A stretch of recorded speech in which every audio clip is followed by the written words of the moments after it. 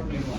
Did you realize that you could land it? Because it seemed from outside where we were sitting, you could pretty much land it at will.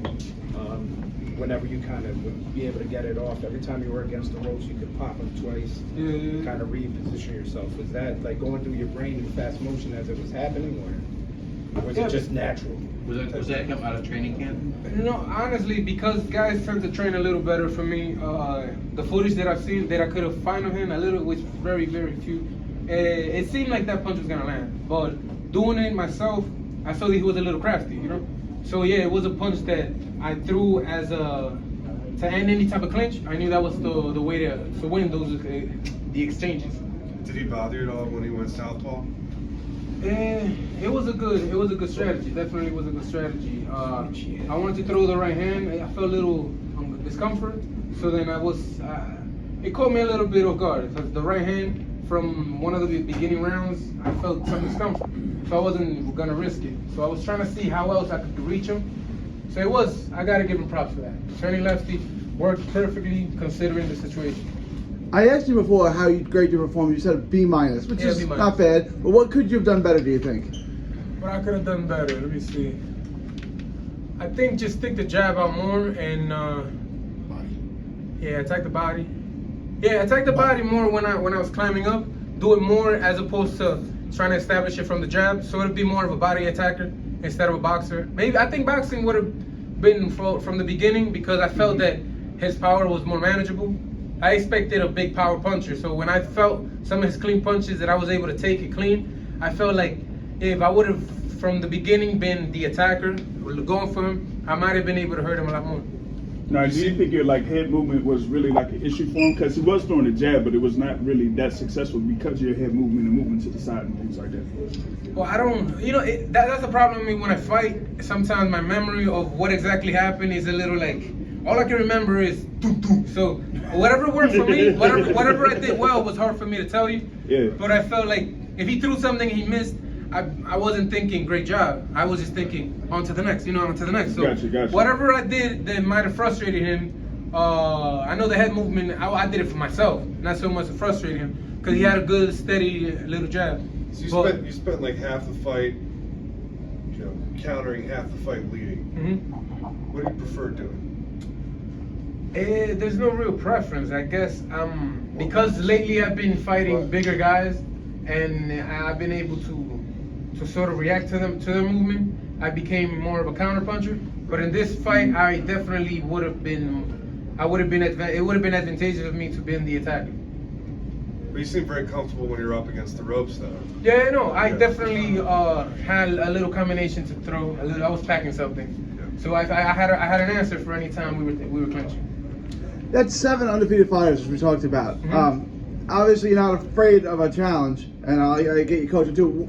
Do you think you're ready for top 15 heavyweights next, or how far away do you think you are from fighting the premier guys in your division? Like I told you before, I don't duck anybody. That's not in my character. I will not say no to any fighter. So that's up to the management and the coach. But I would fight anybody. Out of my own pride, out of my character, who I am, I wouldn't say no to anybody. So it's better for them to do that part, because I'll jump into any bar. That's my job. To piggyback on what he just said, Yes. What do you think is next for you? But I'm saying that he was saying that's my job, and like he said, he trusts me. We've been together from day one. If I say tomorrow we fighting Fury, he'd be like, let's go. So right now, whoever want to fight, we'll fight. Yeah, sign us up. That's it. So having that type of mentality, I just asked the light man for his name, just slip my mind. But what does it mean for you to be fighting at this arena on this weekend? It was a Fame weekend. What it resembles, what it means on a card like this. This was a blessing from God. It's my first time on Showtime, and for people to have reacted to this fight the way they have, I couldn't have prayed for this to have gone the way it did. It's really, truly a blessing, because it was a tough fight. First time on Showtime, so many eyes on me, and anxiety is a real thing. You can really get nervous. You can really feel like, under the bright lights. But by the grace of God, we came out. You were a late replacement too. You were a late replacement too. Yeah. I was a late. Would you have a week and a half, 2 weeks for this? Yeah, they told me I had to weigh 225, so that it was my first time ever as a heavyweight having to make sure that I wasn't gonna be overweight. So that was a little like You know, sometimes you don't want to drink too much water. You want to sweat a little more. So to me, it was a little shaky, you know, but not an excuse at all. Yeah. But just under the situations, the blessing that of tonight, couldn't ask for anything better. God first, man. God Now, first. what would you say about his work on the inside? Because he was talking about fighting on the ropes, but he was just doing like 3 or 4 punch combinations from the ropes. So did you tell him to keep doing that as far as like working the opponent to wear him down over the course of those rounds? Yeah, see, my thing was I started to notice the opponent was starting to outwork us. He was a better boxer, but the opponent was starting to outwork us, even though there was light punches, but they could have been scored. So I just told him, yo, I need you to outwork him. And that's the way he outworked. He starts from the body, goes to the top, and he just keep doing what he had to do to make sure he still those rounds.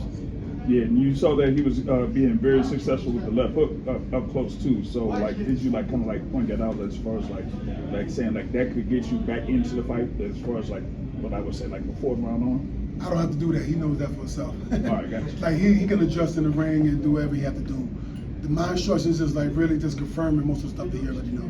George was definitely landing the better shots, but Green was landing somewhere. Were you confident that he was winning rounds and that going into the last round or two that you guys are up on the cards? Were you confident with that? I was kind of confident, but I knew I still wanted that last round because I've been around boxing a long time, and I just wanted him to just solidify it in that last round. That's all I wanted. But I know in the meat of the fight, I know we had the meat.